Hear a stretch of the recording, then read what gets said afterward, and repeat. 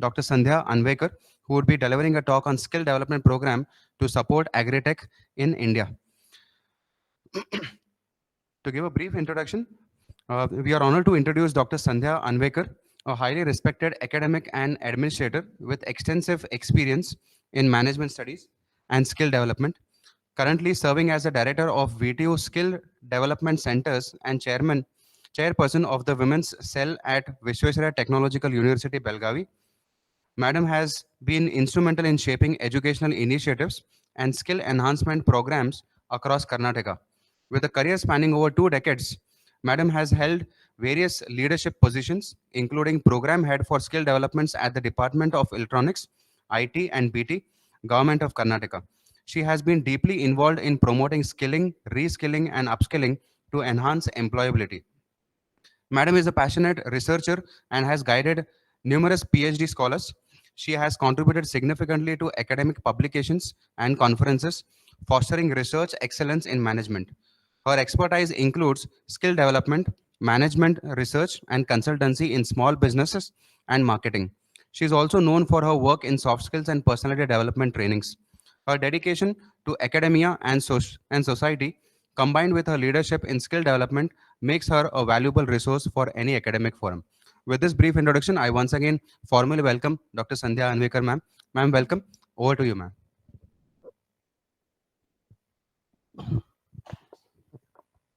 Well,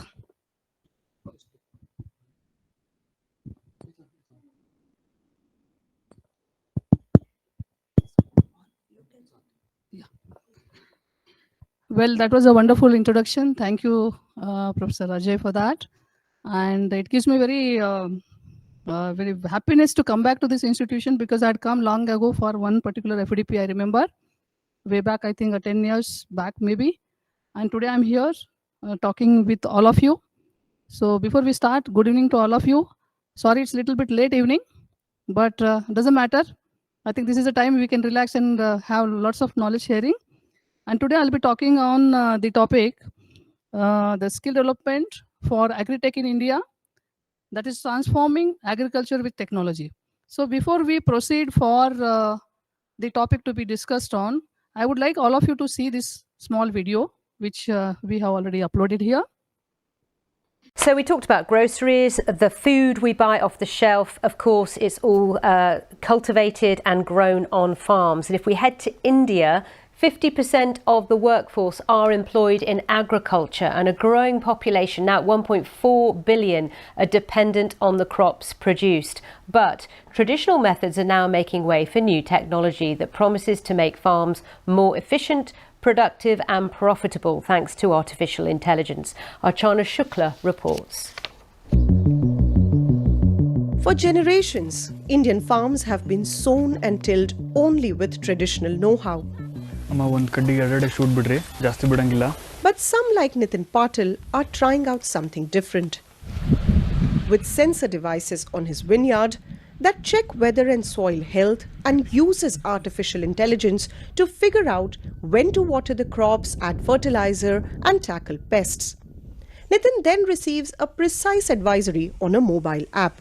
This vineyard where we are now, it has no groundwater sources, and we are growing these wines with the water that we purchase from outside tankers. With the help of this AI data, we are now able to irrigate them only at the crucial stage, and that's helping us to save around 50% of the water that we used to give before.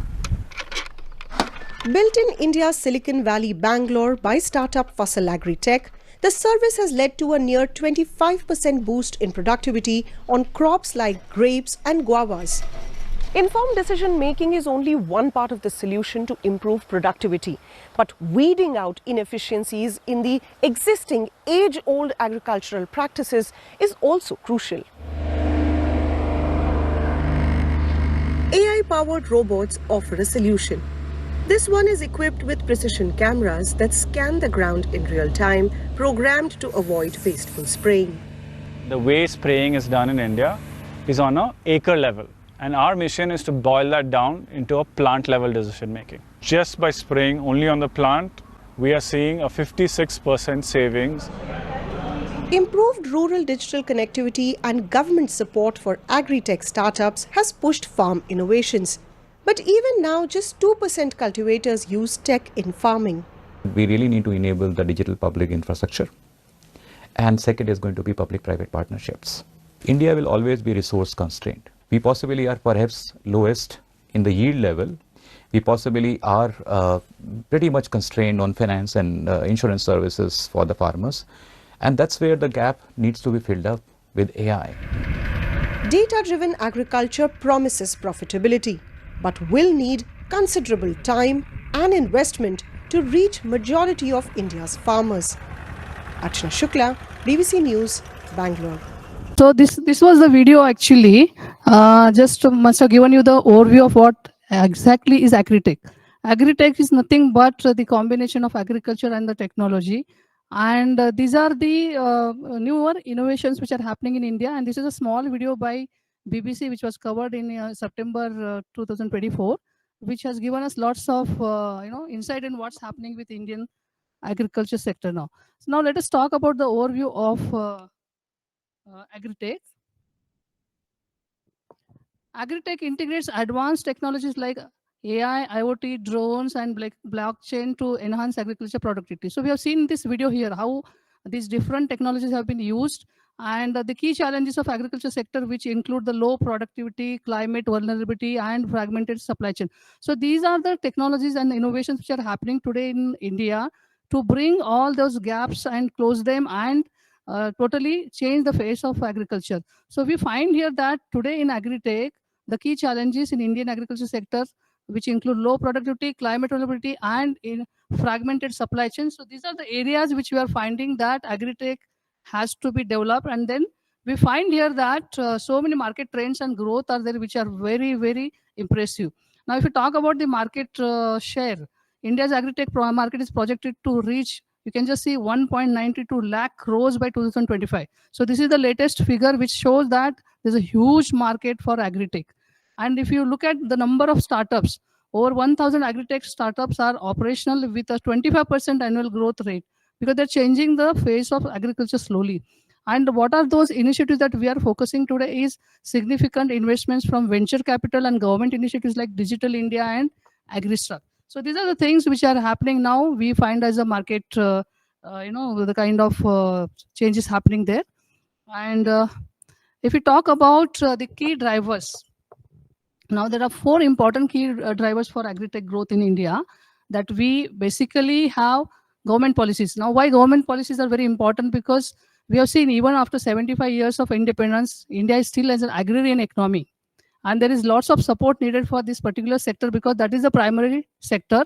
And again, majority of the population is involved in this. So that's why supportive schemes like PM Kisan, Digital Agriculture Mission, and ENAM, etc. These are the policies which focus directly on the agri-tech growth in India.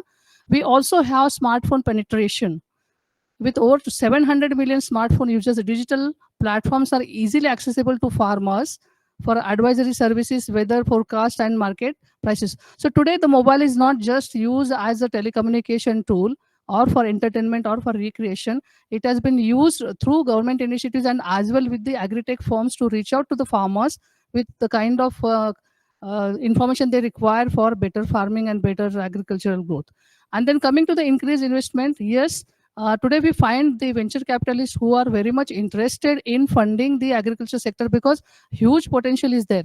Since India still lags behind compared to developed countries in advancement, mechanization and all. So some of the agri-tech firms have realized that there is a huge potential to make profits and make the new India in this. And that's why startups in India have raised over 6,600 crores in funding as of 2023. So this is only 1 year we are talking about, and which shows that investors are very much interested today to just have kind of investment in this new sector also. And as I mentioned earlier, 25% growth is there in this sector. And coming to the climatic challenges, yes, we all know that ecological imbalance and global warming has been very difficult for us to manage. Most of the countries are suffering from that. That is why it is also very risky and kind of challenge for the agricultural growth, agriculture production. For example, rising climate unpredictability is increasing the adoption of precision farming and sustainable agriculture practices have hindered today, because there is no guarantee of having a common type of climate which we find throughout the year. Now, talking about the agritech startups, if you look at the business which is happening in agritech, there are so many companies which have come up purely focusing on this. So, for example, I have just listed 10 top agritech firms. All of you must have heard D-Heart. Actually, this is one particular startup which is top in the country, which specializes in AI-enabled supply chain, which you have seen in the previous video. All artificial intelligence which is applied to agriculture sector today, this particular company is a pioneer in that. It just applies the AI to supply chain, soil evaluation, yield estimation, and financial solutions. And how it happens, they have developed some kind of technology and the applications where the farmers are able to understand what is the quality of the land which they are tilling. They also know what can be possible financial solutions whenever they require the funds, and also having the supply chain from directly farms to the market. So this is D-Heart, it is called as. Then we also have Ninja Cart, which specializes in connecting farmers to retailers with a streamlined supply chain for fresh produce. Now, what problems we find here with agritech firms is, many of these agritech firms have realized the basic problem with agriculture sector in India is the gap between the producer or the farmer and the market. And that is why, to connect these two, these are the companies which are come into the application of technology, because we know there is lots of exploitation of Indian farmers. There are lots of intermediaries and retailing and so many other things having in the supply chain, and that is the biggest factor for keeping the farmers always poor. And that is why rightly it was told when I was a student. I remember our agriculture economics professor used to say that Indian farmer is born in poverty, lives in poverty, and lives in the poverty. So same, it may not be little bit the same now, but most of it the same today also the scenario, because what they produce, they don't get the proper pricing for that. And these are the firms which are focusing on giving the very effective streamlined supply chain. We also have Agritech Technologies, which specialize in quality assessment using AI and IoT for enhancing agriculture value chain. Now, we talk about organic farming, we talk about the quality of the crops, we talk quality of the pulses and whatever agriculture produces there. Somebody has to actually label it with the quality standards, and that is what this particular company does. Through its quality assessment technology, it will evaluate the produce, and it will accordingly label it and try to enhance the agriculture value chain. Similarly, we have Cropin. That is a SaaS-based precision farming platform using AI and machine learning. So this company also actually has done lots of application of artificial intelligence and machine learning to the farming sector. Then we have Arya.ag, which does lots of post-harvest solutions, offering storage and financing through a digital platform. Now, we all know that whatever produce is done in agriculture also has a problem with storing that. Because if you look at the land holdings in India, we know that they are very fragmented, very small land holding. All of the farmers, most of the farmers are having the very small land holdings. So they cannot afford to have the land development. They cannot go for commercial production.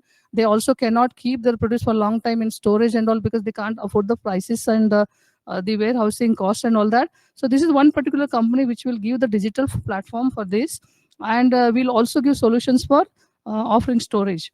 We also have Fasal.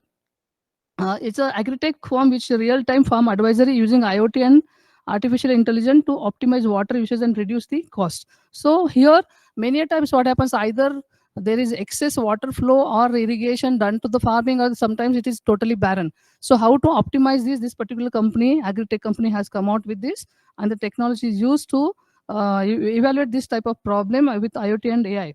We also have Bijak, which is specialized in B2B trading platform. As I told you, the supply chain is one of the major challenges for agriculture today, and some of the technological firms have emerged into here as Agritech, which will be focusing on giving a platform, and especially online platform for B2B. So here, the people who supply to the market get in touch with the farmers, and with the proper type of negotiations, the produce will be reaching to the market. Then Vehicle Force, which is actually specialized in tech-driven supply chain solutions for farmers directly to reach retailers and consumers. And we have Irgos, which has actually grain bank model, wherein farmers are given the storage, credit, and market linkage. So here, literally, the hand holding is being done for the produce, and the farmers, which will help them to keep the produce intact with good quality in the storage, and also provide credit for that at a very subsidized rate, and have their linkage to the market for selling. And the 10th top farm is Gold Farm, which is specialized in solar powered water pumps and farm mechanization for energy deprived area. So this is one particular challenge again for irrigation to the agriculture sector. And here these are the Agritech firms which have come out with these solutions. So we find there are many startups which have come here.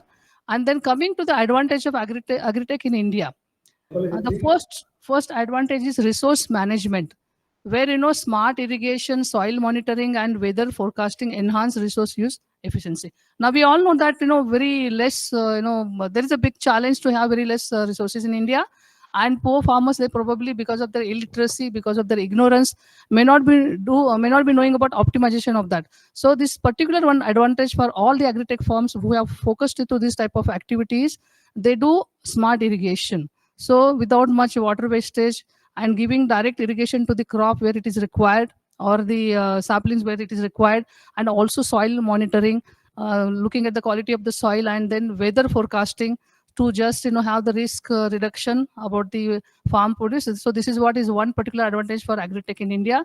Secondly, cost reduction. Overall automation and analytics lowering input and operational cost. Because if we see the Indian scenario of agriculture, we all know it's a family business, 4 or 5 people working on the very small piece of land, which is called as disguised unemployment, which will be having very high cost, but not much of cost effective production there. So some Agritech firms are focusing on this. So they will go for automation, where huge land holdings can be tilled through mechanization, and analytics will be used for how to have optimization of inputs and operational cost. There is also increased productivity. Yes, real-time data and precision tools will optimize the yields. So here the Agritech firms are helping the farmers, which is the best type of whether it's a cross farming, or it can be organic farming, or the farming which can have a lesser investment and more produce. And also we have risk mitigation, early detection of pest, diseases, and weather anomalies. So there are so many firms which are focusing into this. They have these AI-based applications where they just keep on monitoring the crop throughout with the signals and with whatever satellite connections they have, and they will predict if there is a pest which is troubling the crop immediately. Some mitigation will be done for that, diseases also, and weather anomalies also. Then coming to the market linkages, yes, digital platforms. This is a huge produce, of Agritech. Here we find that Agritech firms mostly give solutions which are on online platform. So here connecting farmers directly to the buyers, reducing middlemen and all. So we have so many types of e-platforms where we ourselves as a consumers also are linked with the farmers. We can directly buy from those. So that is how the gap between the buyers and the farmers have been reduced. Then for better livelihoods, yes, higher income through the better price discovery and reduced losses. Now suppose the farmers go on selling everything on digital platform, we all know that he doesn't have to pay much of overhead and other costs for maintenance and keeping the produce. So it is coming directly from the farm sometimes, or it is coming through some intermediary like warehousing and all, where the cost will be reduced and the quality of the produce will be better. And this is what a higher income will be also there for the farmers. Then the last one is the financial inclusion, easier credit and insurance access via digital platforms. Yes, here there are the whether it is commercial banks or the agriculture development banks or the venture capitalists, there are some Agritech firms which are using this type of information to give to farmers, and it is easier for the farmers to go for credit and insurance for their crops. Now we look at the skill development which is required for Agritech. Now here you can see in the visual there are so many areas where the technology can be applied, and that is how a very big potential for the Agritech firms here. So we see here something to do with tilling, we see something to do with harvesting, we also see the application of the technology to the farm directly, we see here solar energy, we see the drone technology being used, there are climatic conditions being controlled, you can see the artificial raining, and all so many things are there where huge potential is there for Agritech in India. Now these are the areas which I already spoken to you. Yes, we can go for mechanization, we can go for better farming, we can go for irrigation, we can go for solar energy, we also can go for drone technology, we can also go for multiple production. So these are the areas where skill development is a must for Agritech. Now coming to the union budget, because before some time I told you the first important key driver for Agritech is the government initiatives. So if you look at the union budget of 24-25, we have seen that the key areas identified for agriculture sector, transforming agricultural research itself. So lots of focus has been given by the central government that there are funding being done for the institutions which are, for example, agriculture universities and other such institutions, maybe Indian Institute of Science, or we find some social science research and all. So lots of funding is being done for conducting the agriculture research, which should be empirical, which should be real time and giving the solutions. And there are also release of new varieties. So the breeds and the kind of cross what you say, the development of the high yielding variety seeds and all, many types of varieties also have been introduced, and the government is spending so much on this in the budget. There is also encouragement for natural farming, because we see the trend with the consumers today that because of so many other ecological imbalances, the environment pollutions, water pollutions, air pollution, so lots of challenges are there for health. So most of us will be preferring the natural farming, which doesn't have much of use of pesticides or chemicals. So that is why even for the natural farming, the government has earmarked some fund and it has been encouraged. Now suppose an agri-tech firm comes into only for natural farming, they get lots of subsidies and the government motivation here to do this type of business. For example, we have certain export oriented crops like vanilla, or the fruits which are useful for the health benefits and all. The government has lots of incentives and subsidies for this.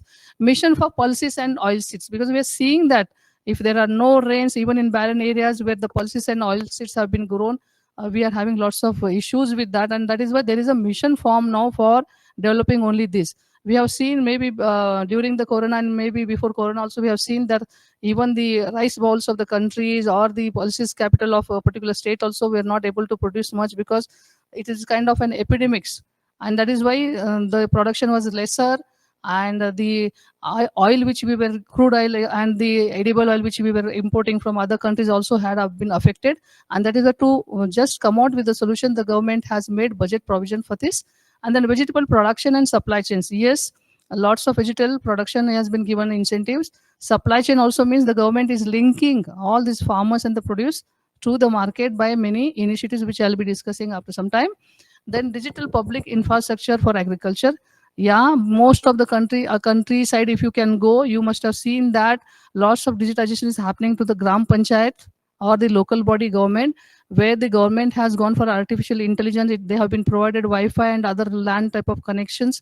Everything has been imparting through the digitization of the agriculture. Then shrimp production and export. So this is one particular area where budget, because shrimp production has lots of import. If they do, we lose lots of on that, but export market is very huge, and the government has given lots of incentive for this. Now, talking about Internet of Things in agriculture. So this is one particular technology which has been heavily being used in agriculture sector. So you can see there in the visual that these are the area where the IoT can be used. So first you do the data analytics, and it relates to so many trends which are there in agriculture sector. So agri-tech firms are there which are focusing on this. So they come out with the agriculture data analytics, and they predict the behavior of production. They also predict the behavior of the climatic conditions. They also talk about, if you can use high-tech technology like drone and all, you will be able to have the pest control or any disease, reduction and so many things and all.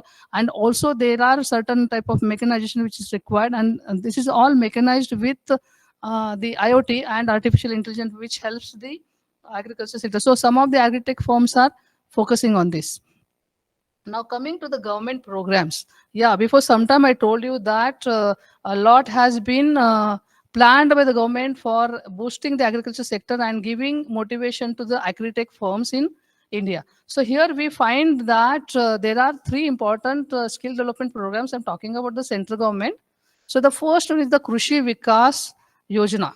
Now this is particular type of skill development program which is meted by Government of India. This was introduced in 2007. Okay, and in this the focus is on the Krushi Vikas, means agricultural development. Now here we find that under this scheme, training in various agriculture techniques, including land preparation, harvesting, storage, and marketing, is given to the trainees. Now the people who are 10th and PUC pass, and those who are dropouts, those who are not employed, Such type of beneficiaries are selected by the government of India, and this is done by Ministry of Agriculture, where around 8,000 rupees stipend also is given for the training. And the people are prepared here to know about these techniques and probably go into the agribusiness by becoming an agritech. So this is one of the very good skill development program which is happening from central government. We also have Pradhan Mantri Kaushal Vikas Yojana, so that is called as PMKVY. I think you must have heard a lot about this. Now this is particular skill development program which is mooted by the central government in 2015, and it is from the Ministry of Skill Development and Entrepreneurship. Now, what this particular program does is it will give training to the beneficiaries or the trainees who have been enrolled. Then again, they are school dropouts. They are the unemployed people, and they are basically from the countryside, from the agriculture sector. So here, the government through this scheme will be again giving them 8,000 rupees stipend per month, whichever month, how many months they have the training and all. And the target of this mission is around 1 crore youth to be trained up to 2000 sorry, up to 5 years of the program. So here it's not only this one hard skills or technical skills are given, also the soft skills are given to the people, because when they come out for pitching, or if they have to go for asking for venture capital and all, they should be able to have good communication. And that is why the focus under this particular program is also not only giving them financial help, also the soft skills and technical skills. So the areas which are actually focused on this particular scheme is warehousing. As I told you before some time, one of the basic problems which Indian agriculture faces is warehousing, because of two reasons. One is the land holdings are very small. The farmer will not be able to have much production and much income from the land which he owns. And secondly, in rural areas, still we don't find the standardized warehousing, because it requires a lots of investment into that. Fermentation also should happen. There should be cold storage and all that. So there is a dearth of credit and money available for that. So through this particular scheme, some of the trainees will be trained for this, how to go for warehousing facilities, how to set up that, how to become an agritech firm to give the warehousing facilities to the needies. And also they will be trained for solar panel installation. Now, as I told you, irrigation is another risk factor in the agriculture sector in India. So here we have, because of the ecological imbalance, that solar energy can be utilized now, here can be capitalized. And that is why there are techniques being given under the skill development, where the trainee will be trained into startup, having a startup in solar installation, solar energy utilization. There are also training being given for data associates. Now, these are the people who will be analyzing the data which is related to the agriculture sector. So a particular firm can come out with this kind of, formation. We have seen that earlier, that artificial intelligence is heavily being used in India now for agriculture sector. So these type of agritech firms which focus on data analysis can be trained under this particular scheme as data associates. We also have software programmer type of training being given under Pradhan Mantri Kaushal Vikas Yojana. Again, where the people are enrolled, they're given such type of training, and through that training they can get employment. The government also helps us to get the employment. And something like web developing also.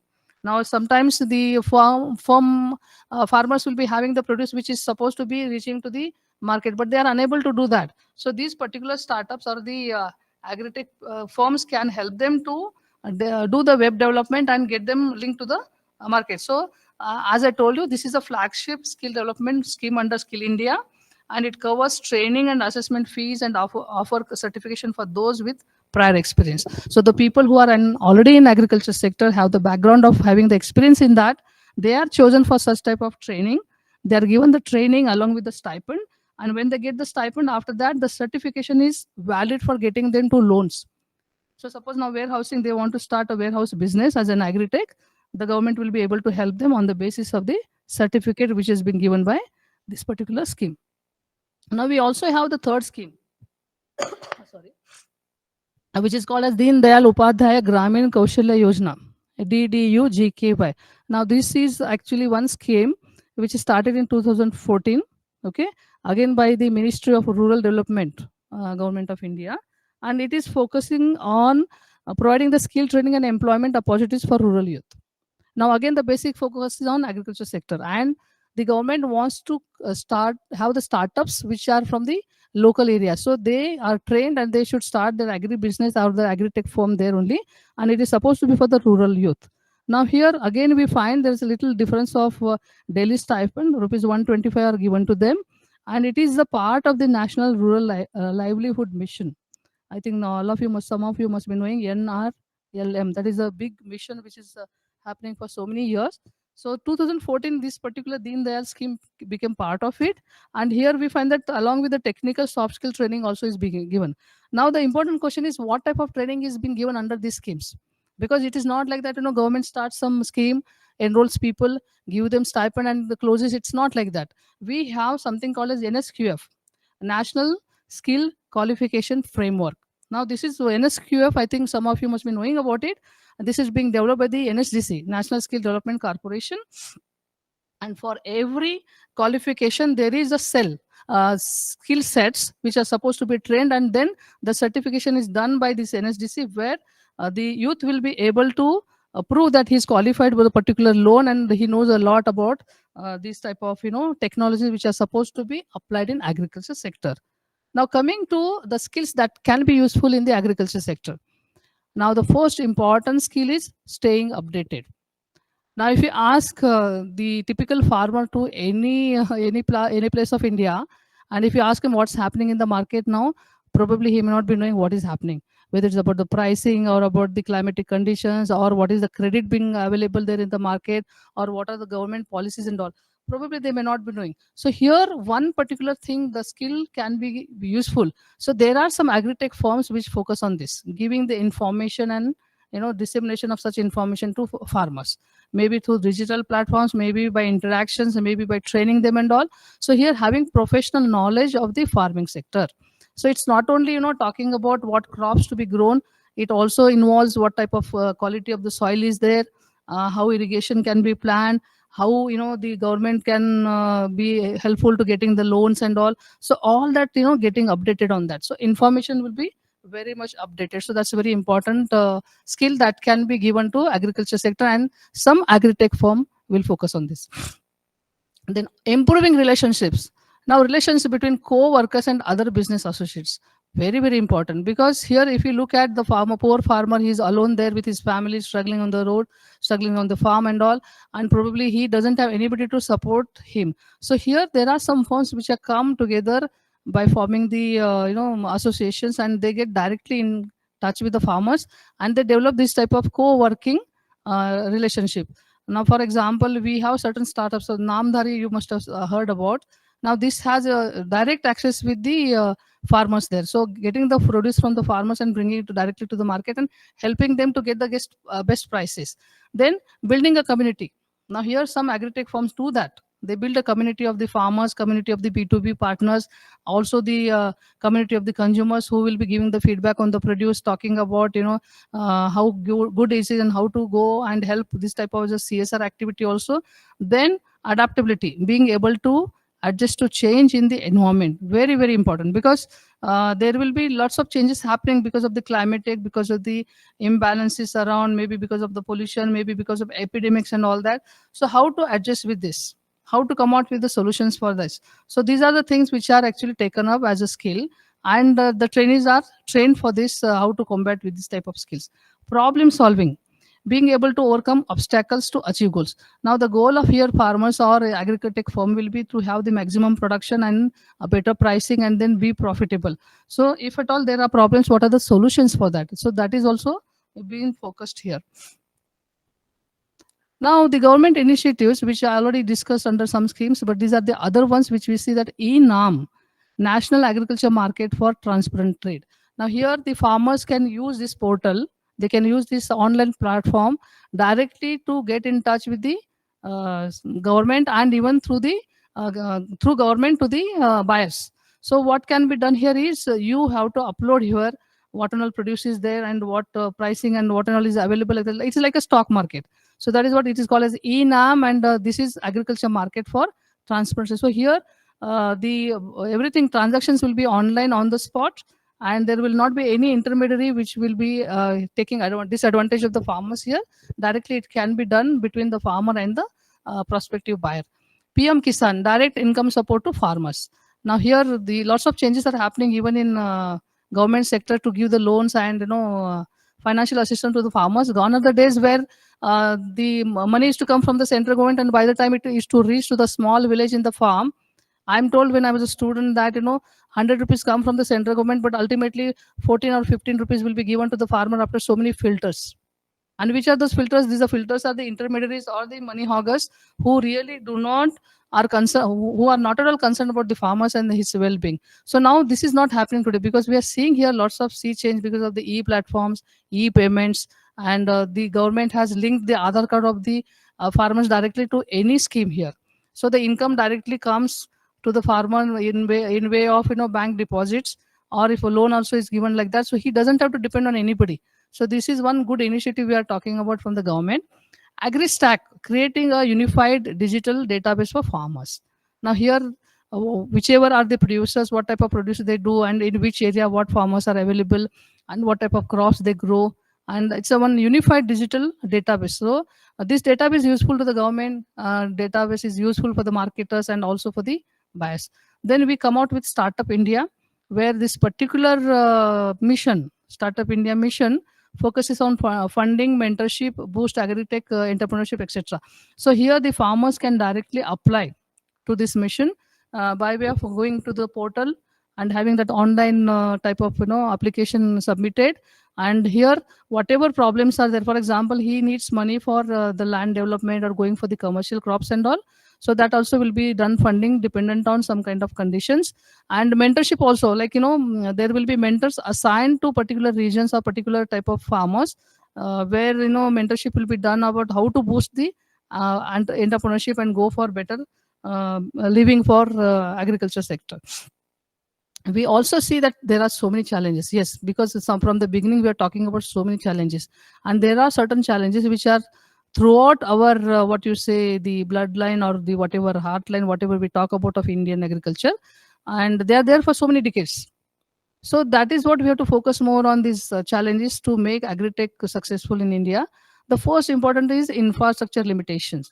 Inadequate rural infrastructure hampers technology adoption. Now we are talking about, for example, if technology is there, if it is happening through digitization, there are many remote areas in India which we find, countryside, we don't have road transportation, we don't have the signaling facilities there, or maybe there is no accessibility at all to some kind of colonies and all. So this is one big challenge. And this infrastructure includes everything: road, transportation, communication, banking, insurance, education, health, sanitation. So there are many still villages, which are not at all having this type of basic infrastructure also. So this is one big challenge. Suppose any firm which wants to be an agritech and wants to emerge into this sector, it is very difficult. Depends on what type of selection of the region they do. Digital divide and literacy.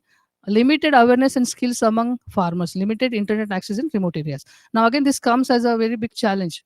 Now there are so many apps actually which are very useful, or the applications of technology which help the farmer a lot.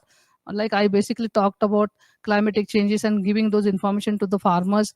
We also talk about equal, whatever type of information is available about market pricing and all that, and also giving kind of mentorship to the farmers. Very difficult to reach to them, that because limited internet access. So all the areas are not connected today still by Wi-Fi or a type of connections to use the internet. And also we find that farmers are not at all aware about what's happening there in the market, because absolutely there is no link between the latest knowledge and the farmers. So this is one big challenge.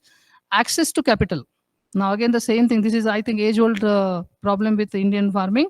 Difficulty in securing funding for small farmers, because the small farmers do not have any type of security.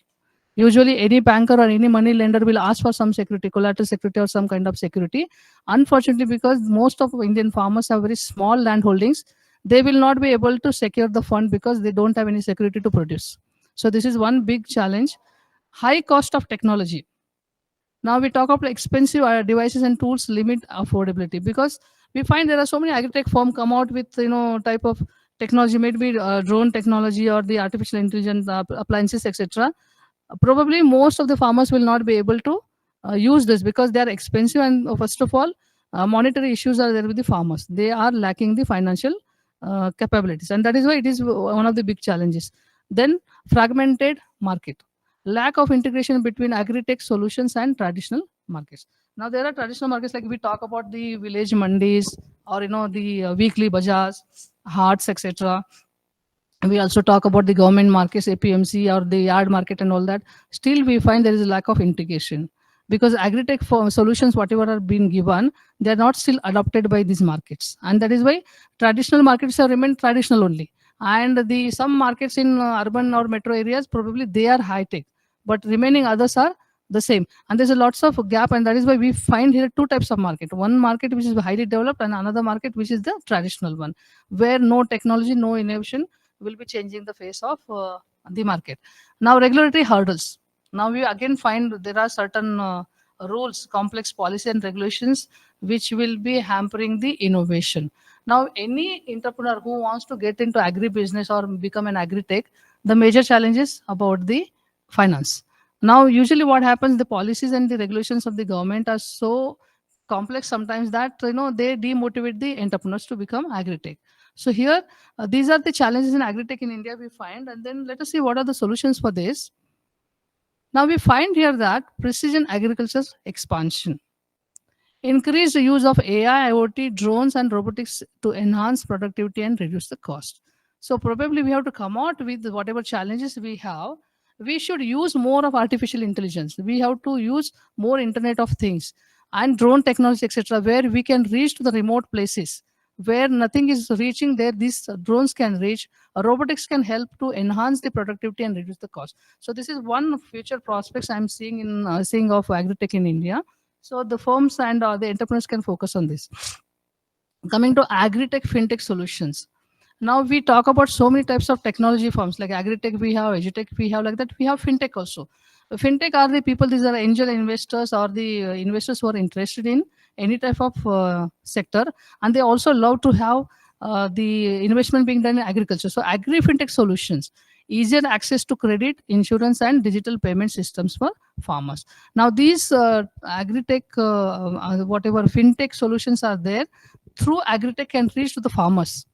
It will be an easier access to credit. If immediately money is to be raised for the farmer for some calamity or some irrigation or some kind of issues, immediately it can be done through the digital platform. So digital payments will be done, and the farmers will get the credit in right time. Otherwise, if you can see at the traditional scenario of Indian credit system, it used to take months together to get the loan, and by the time the problem will be so aggravated that the solution cannot be applied to that. And but today we don't find like this. There are agri fintech solutions firms which will be giving the solution online, and hardly maybe 1 day or 2 day is the processing time required for the payments and all. Then blockchain integration. Now here we find the transparency and traceability in the agriculture supply chain. So in the blockchain integration, what happens is you have available data through the agri-tech firms here, which will be giving the whole scenario of supply chain, who and how and where to contact this type of this, how to get your produce going through the supply chain, reaching to the market and getting the proper returns for that. So this is what blockchain integration is done. Lots of database has been built on this, and this will be very useful to the farmers. So some of the agri-tech firms are doing this. Then climate smart agriculture. Now development of adaptive solutions to counter climate change impacts. Now suppose there is suddenly cyclones coming or some kind of rainfall is not satisfactory. So many things are there. So the smart, how to go for a smart agriculture, how to adjust with the climatic changes and accordingly produce it. So gone are the days where you have to produce the same traditional type of cropping pattern here. Some of the agri-tech firm suggest, and they also mentor the agriculture farmer, giving these smart solutions. And they say that whenever the climate is favorable for what type of produce it should be focused on, than going for the traditional farming. So these are the firms which will be focusing on the smart agriculture. And the smart, when we say smart agriculture, it's not only going for the climatic changes and produce accordingly, but also application of technology to the agriculture sector. As I told you in the beginning, maybe the detection of the diseases, detection of any pest on the crop, or if you find there is something problem with the quality of the soil or anything like that. So this particular agri-tech firm can focus on this, giving the smart agriculture tools to come out with these type of challenges. Then public-private partnership. So this is one model. Again, we are talking in, there are some agri-tech firms which are focusing on that. Strengthened collaboration for large-scale implementation of Agritech solutions. So here many people come together. It's not only the farmer which is at one end, also the people who are interested as Agritech, and also the government. So these all come together and come out with type of solutions which can be win-win situation for all this, and one can go for large scale implementation of Agritech solutions. So probably through the public private partnership, the Agritech firm can focus on application on a larger scale. So adopting a particular region, a particular state, and then applying that through the government initiatives, the government policies. So that will make a lot of difference to the agriculture sector, and lots of prospects for the Agritech firms also. Now the future prospects again include so many things which are very lucrative if someone goes to get into agribusiness. Global market access.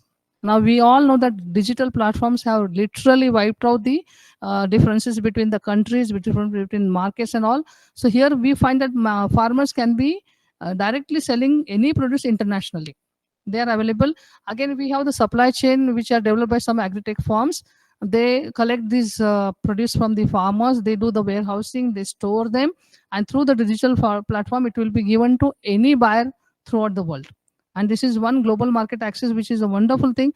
We all know that, for example, simple things like Indian roses are every day sent to Arabian countries like Dubai and all, where lots of earning is there, and this, if it's done for the digital platform, it is very useful. Similarly, Indian mangoes, the Alfonso mangoes, etc., some kind of Indian vegetables. So they go directly to the international buyers through the global market access of digital platforms.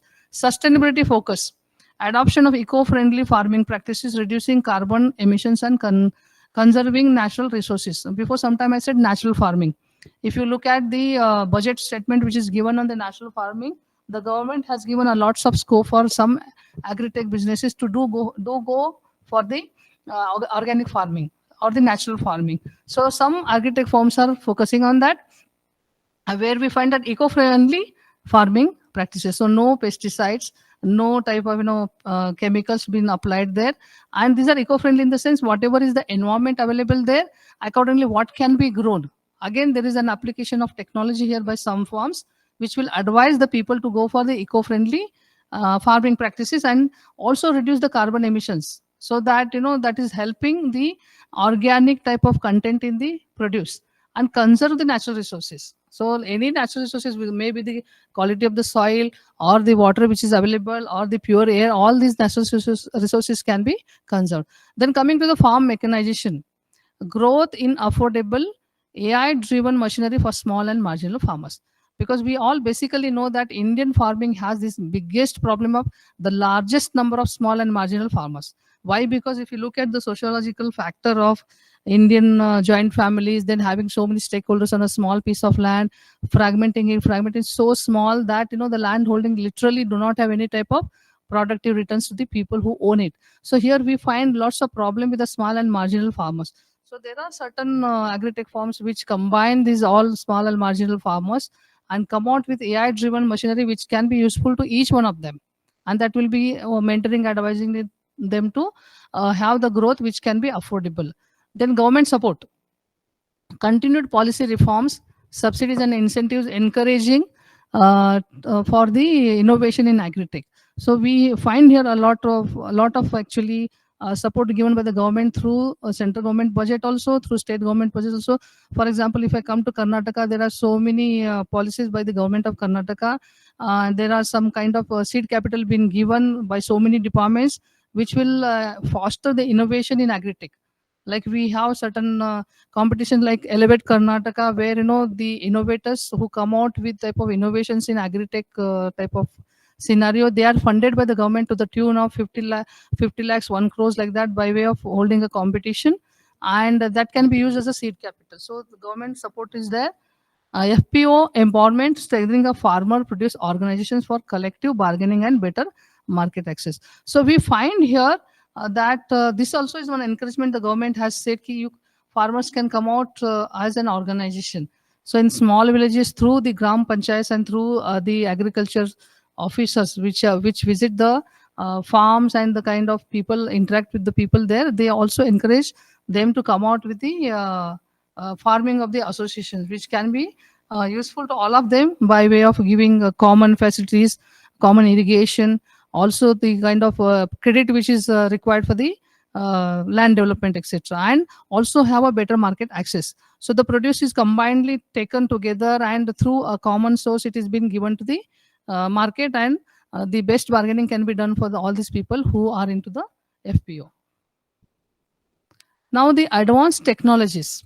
Now we find here there are lots of technologies which are being applied to agriculture sector today, and most of the agri-tech firms are into this. They do data-driven precision sustainability. So these will characterize the future of high-tech farming. Now we are talking about agri-tech. A day will come where there's something new type of sector which will say high-tech farming. Now we know that in developed countries like Japan, US, UK, Germany, France, and all, we find there the land holdings are very huge in number and the owners are very less in number. And if you look at the people who are engaged in agriculture sector, they are in single digits, but the contribution which they do to the national produce or the national income will be double digit. Whereas in India, it is the other way, that we have maximum population there in the agriculture sector, but the income which comes out of the agriculture sector is very, very less. And it has not changed after so many years of independence also, and the kind of government initiatives being been initiated. Why? Because maybe the mindset of the Indian farmers, maybe the lack of knowledge and no linking of the farmers with the latest information and technology and all. So here we find there's lots of scope. That day will come when these agri-tech firms take over and bring in all the technology to the agriculture sector, make it more profitable, more productive, and more useful. Probably we can have a sector like high-tech farming. Now high-tech farming means here the farmers can go for the techniques of production through mechanization or through the use of the technology that will increase the farming and also will have the better returns to them. So agriculture will become more efficient and earth friendly via technological advancements like IoT devices, AI powered crop management, and vertical farming. So we find here this type of application through some agri-tech firms are going to reduce a lot of ecological problems. So the technological advancements will result in better production, eco-friendly environment, and also better crop management, and there can be vertical farming. At a time you can go for different type of farming, and that can be useful. So some crops will be giving more returns, some crops will be given lesser returns, but overall it will be profitable for the farmer.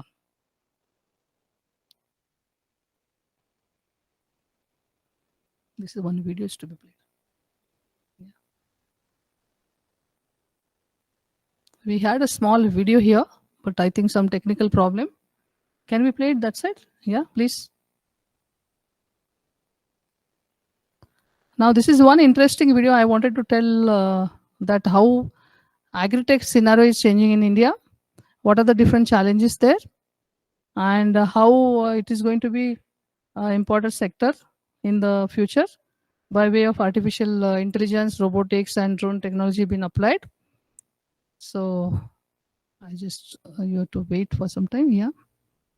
Can we play that video, please?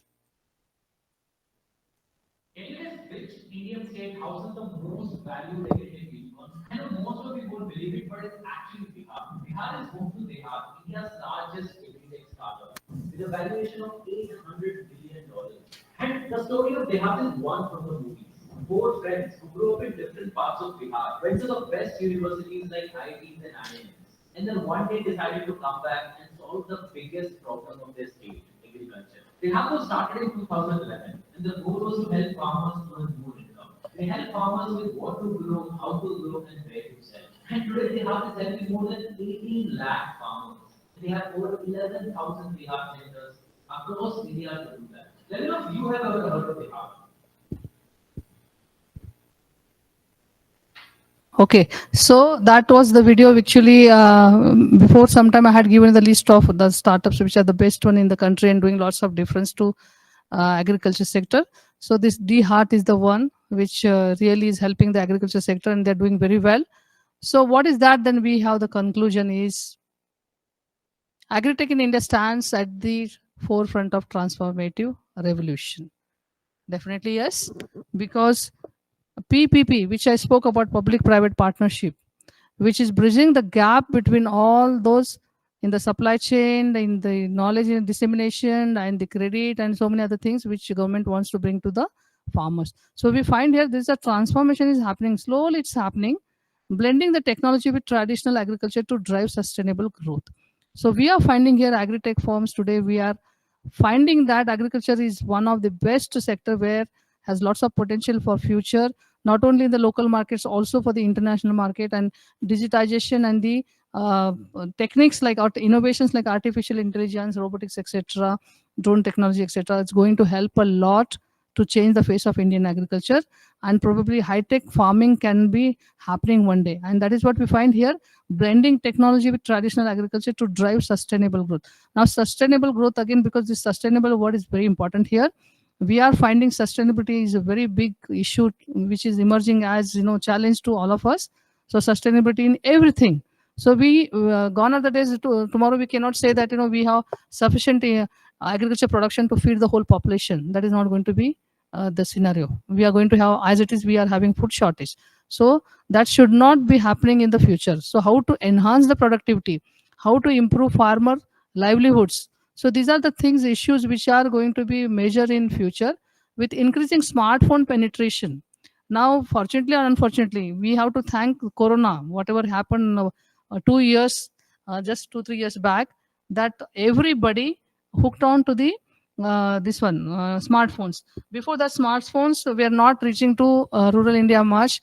People were using them only for telecommunication. But when the Corona epidemic happened, we started using the technology for so many things. So here we can remember all those digital platforms help the farmers to get in touch with the buyers from the cities, from the international scenario also, and that brought a revolution. So the smartphone have helped a lot to change the type of livelihood which the farmers are having. So the announcement or any kind of information passed on by the agri-tech firms and the application to the credit loan and all that, it has become very easy, and smartphones are available through to any part of the country very easily.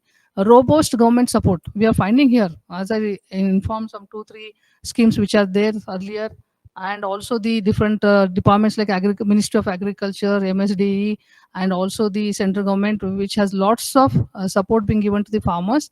Rising private investments, yes, as I told you, number of thousands of startups have come here as agri-tech firms, which are doing lots of investment because the growth is impressive. More than 25% per annum it's happening. The sector is poised to address critical challenges such as climatic change. So climatic change is going to be combated. Proper irrigation and proper balance of all the agriculture requirements is going to happen. Resource inefficiency is reduced, and market fragmentation will be fragmentation also will be addressed too. So by empowering farmers with innovative solutions and fostering collaboration between stakeholders, agri-tech is not just reshaping India's agricultural landscape, but also positioning the country as a global leader in the agriculture innovation. The future of Indian agriculture lies in its ability to harness technology for resilient, inclusive, and sustainable agri-economy. So the message is this simple, that if at all we have to have the agriculture to be very important sector in our country, also has to contribute a lot. The solution is not only with the farmers, the solution is with the technology. The more application of technology through agri-tech farms, directly linking the farmers and with the technology, with the market, with the supply chain and all, it is going to change the face of the whole agriculture sector. So that is what the main focus of my talk, transforming agriculture with technology. So as I told you, if you can see what and all has been discussed so far, there are different techniques which are used in agriculture sector through agri-tech farms today, and slowly things are changing. You can also see the percentage of natural farming increasing. Also the people who buy organic product, though they are a little costlier than the normal ones, people are affording that because of the climatic changes, sustainability issues and all that. And there are educated people, IIM graduates, IIT graduates, etc., who are coming back to their roots, and they are going to change the faces of agriculture sector. They are becoming entrepreneurs in agriculture sector, and they are trying to develop their own routes. So this is how what's happening, and I think I'm very sure that in future, maybe another 10-15 years, the face of agriculture will change.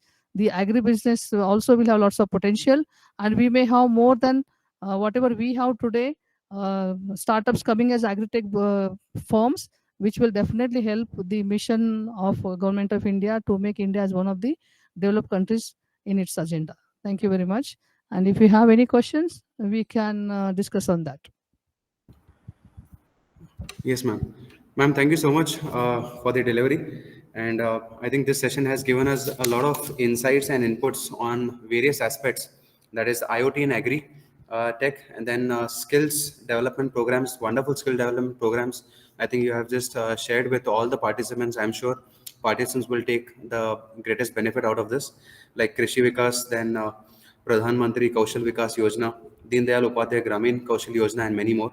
And likewise, different government initiatives that you have highlighted across, and the future prospects of agri in India, and finally ending up with a lot of advanced technologies that we see these days. So, ma'am, there are a couple of questions in the chat box. I'll just read it out for you. Uh, participants, once I am done with these questions, you can also unmute, and if you're interested to take some, would want to ask some questions to the resource, you may do so. Let me take the first question. uh, Professor Amit Kulkarni says, ma'am, could you please throw some light on effective training programs for farmers in the region of North Karnataka, as agri labor is mostly dependent on conventional methods? Ma'am, could you just throw some light on this? Yeah, surely, surely. Thank you, Amit, for very good question. Because when you talk about our state, definitely we have to think differently for Kalyan Karnataka and even the North Karnataka. Because the things are not, the way they are supposed to be in other metropolitan cities and other ecosystem of farming out other than this. So here, as I told you earlier also, there are certain government policies, and these trainings are happening actually. They're definitely happening. That we have this PMKV, which I've spoken about, then Digital Agriculture Mission and ENAM and all. Now, these are the initiatives where, the laborers also can be enrolling here. So the government has come out with the, structure where the Gram Panchayats or the, PDO, he's called as a officer PDO. These are the people who will be enrolling the people who are into different type of labor services, and they are enrolled for government programs, and later they have been called for the training. Now, if you come to one particular scheme which I was talking about, PMKVY, so there are certain literacy being given on digitization. Also, they have been given some information of what is happening in that particular sector by adopting training and skills and like that. For example, if any labor, he wants to go for different type of activity than dependent on the agriculture. He wants to go for warehousing business. So the government is actually ready to give funding on this, and the training is being done on that particular warehousing technique only, and the technology through this type of programs. So once he completes the training on that, he is given a certification, and which qualifies him for any loan. So there are commercial banks also linked through these initiatives of PMKV and Krishi Vikas Yojana and all that. So the person with that certification can actually approach the banks, and dependent on the certificate, very easy type of loan is given. Soft loans are given. So this is one thing they can be doing. Somebody, if he wants to get into irrigation activity, somebody wants to get into data analytics, somebody wants to get in associate. So level 1 to 3 of NSQ have only given the training, and they are made actually skilled to use those techniques in the agriculture. So lots of actually things are happening. Only thing that the mindset of the farmers also has to change. They have to come forward to take this type of training. The government also is trying their level best to reach out to them. Banks are ready to fund. Okay, and also there are training partners like the university which I refer, which I belong to, which is a technological university, also is very important training partner with the government, NSCC, KSDC and all. We do lots of training. We go to the remote areas of Karnataka. Even in North Karnataka, we have certain centers where we enroll the candidates and give the kind of skill training. But as I repeat again, it's not only the skill which we give, they also have to change their mindsets. Soft skill also have to be given them to have the confidence, and that is one thing which we have to address too, so that can be taken up. Yes, thank you, ma'am. Another couple of questions. Professor Vinayak Kulkarni has a question. What are the potential challenges in implementing blockchain in agritech? Yeah. So actually, blockchain since 2-3 years it is happening in as a policy in even in Karnataka, but still it is not reaching, because again I repeat the same problem in some of the remote areas. Accessibility is a very big problem, and still digitalization had not reached all the sectors and all the points of rural India. And so this is one big challenge. So blockchain has lots of information being available. People can make use of that, whether it's on climatic conditions or any kind of cross pattern and so many things and all, or whatever credit also is available. People are not able to access to those because still there is a gap. There's a gap between the blockchain firms and the agritech firms and all. And the major reason for this, the still India has to be digitized. Still India has to have the connectivity in terms of internet and other things which are required for this type of usefulness. Yes, ma'am. What are the PPPs essential for implementing large-scale agri-tech solutions? Why are PPPs essential for implementing large-scale agri-tech solutions? Yeah. See, PPP is nothing but public-private partnership where, three entities will come together. See, if you see the pattern of Indian farming today, we all know this is going on for so many decades. The land holding which the average Indian farmer is having very small, lesser than sometimes lesser than a gunta also. So what happens here, nothing can be done of commercial crops, or it cannot be profitable to any type of produce there. So here the public private partnership will come out with a model where they will make associations of different type of farmers to come together, okay, and collectively form and type of association which will be working for betterment of each one of them. So it can be a cooperative, it can be a public private partnership where they come together, they go for the common solutions, whether we talk about the high tech innovations, crop insurance, or crop financing and all that. So all that can be done together by this PPP, and it can be beneficial to each of the members there. So this is what the agritech firm also have to focus on. There are government programs which can be taken advantage of. The agritech firms can reach to the farmers directly to remote places of India and also come out with this kind of associations, which is going to help them a lot. Right, ma'am. There are another couple of questions. What are the most critical challenges agritech startups face in India today, and how can stakeholders like government, investors, industry partners collaboratively mitigate these challenges to enhance the agritech ecosystem's growth? Yeah. See, I'll take on the first question. Yes. What are the most critical challenges agritech startup face in India today? So I think I have given one elaborate two slides there on that. Do you want me to repeat that? No, I don't think so. The PPT will be shared to you. Can look into that. But the major problem is the finance again, because if we talk about the innovations the agri-tech firms are doing, they relate mostly to the IoTs and artificial intelligence and drone technology, etc., which requires huge investment. So today we find the startup has that major problem, that funding for their innovation is very difficult today. And that is why I was quoting about Karnataka, where you have the competition called as Elevate Karnataka, where such innovations can be applying for a competition, and they, if they are selected, they get the seed capital worth 50 lakhs to 1 crores. So the first major challenge which I feel is the agriculture finance. So that is why there are some other agri-tech firms which are into venture capital and all. So here the government funding also is available in different types of departments. Also one can go and approach for that. So this can be done. Second challenge which I foresee is reaching out to the farmers in every nook and corner of India, which is still very difficult. Because you may come out with a solution, you may come out with an innovation, but to reach out to that, again, I repeat the same problem, that internet connectivity is not very effective. Still, there is a gap between communication, and still there's a gap of reaching out to the farmers. So probably these are 2 to 3 challenges that any agri-tech startup will face. How can stakeholders, government, investor, and industry partners collaboratively mitigate these challenges to enhance the agri-tech ecosystem growth? So there are certain policies here. We find here that government solicits the investment in agriculture sector. We all know that people who invest in agriculture, they have very less tax to pay. And some of the producers, we all know that they don't have to pay the taxes at all. If somebody takes farming itself as an agri-tech business, or if he wants to go for export oriented crops, etc., lots of subsidies are available, and lots of initiatives are there by the government, which one can, Ministry of Agriculture, you can take from MSDB, you can also take from the other departments. For example, I was talking about innovation, so maybe in Karnataka, how we have the Ministry of Electronics, IT, BT, etc. So these are the government initiatives which will really help the people who want to get into this.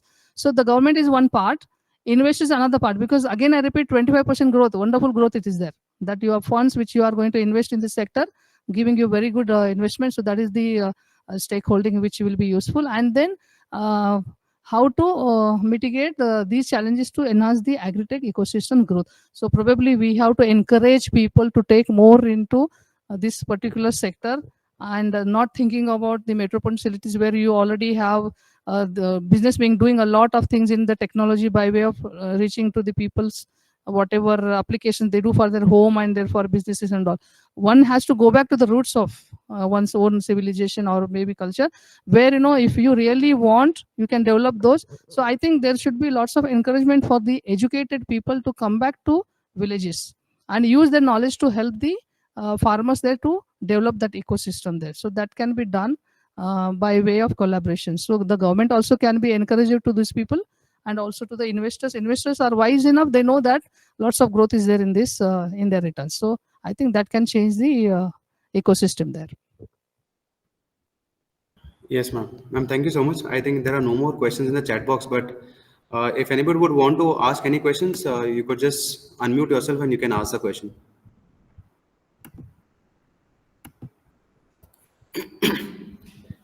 Yeah, I'm seeing lots of questions are there, but if anybody can ask me briefly, I think though we started late, I don't mind having some more time.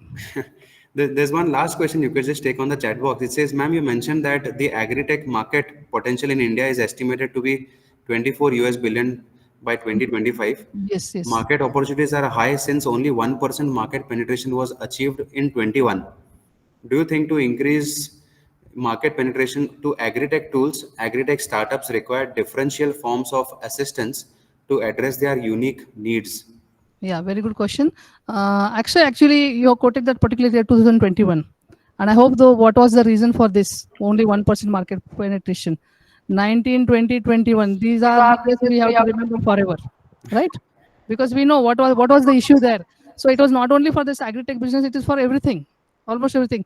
But that is one particular period where lots of innovations came, especially when we talk about supply chain innovations, agri-tech firm taking into this, reaching out to the customers because of the very grimy, groomed type of, whatever atmosphere we had those 2-3 years. So I don't think that will be continued now, because we are seeing now a lot of changes are happening now. Digitization also through the digital mission of India itself. Lots of things are happening there slowly, but we are not able to make out at one particular stretch of year. Probably another 2-3 years, I think lots of changes will come into, and farmers also are wise enough now. Now most of them use the digital technology. In fact, that's what again I quote the effect of corona. If you look at the adverse effects of corona, of course they were against humanity.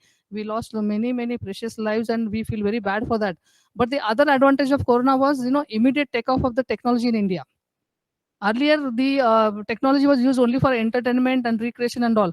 But time came during this particular 2.5 years that technology was applied in all the sectors, even in agriculture.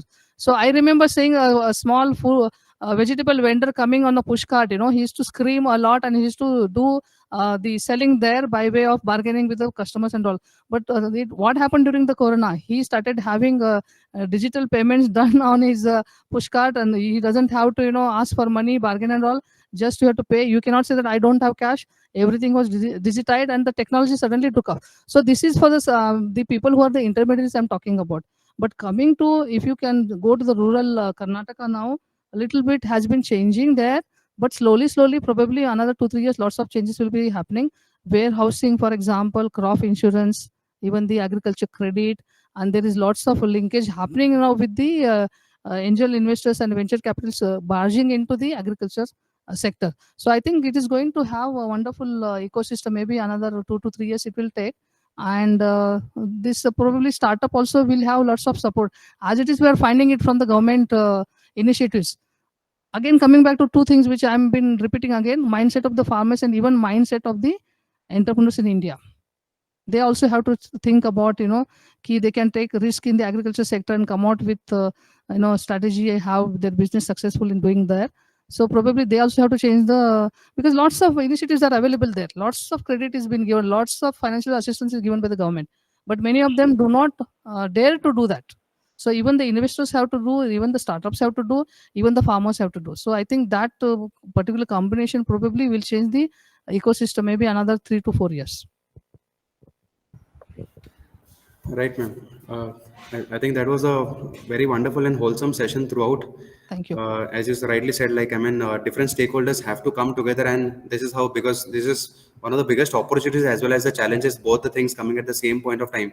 So government, farmers, entrepreneurs, startups, everyone need to join their hands together to live and to make this place a more prosperous living place to look after once the tech as well as agriculture both come hand in hand. Ma'am, thank you so much for your wonderful session, ma'am, Thank you. and coming and enlightening us with your wonderful words and sessions. We would definitely like to have more sessions coming down the lane, and we could have more interaction in future. Thank you so much, ma'am. Thank you so much. Thank you, everybody. Thank you. Thank you. Participants, please note, I have shared the feedback link into the chat box. Kindly complete the feedback link form for the day. And then so this is a wrap up for day 3 of the session. We head towards day 4 for tomorrow's another excited sessions which will be delivered by Mr. Jitendra Nayak. He will be talking on design thinking and sustainable agriculture. Followed by the next session would be by Mr. Gajendra Deshpande on AI and IoT applications in agribusiness.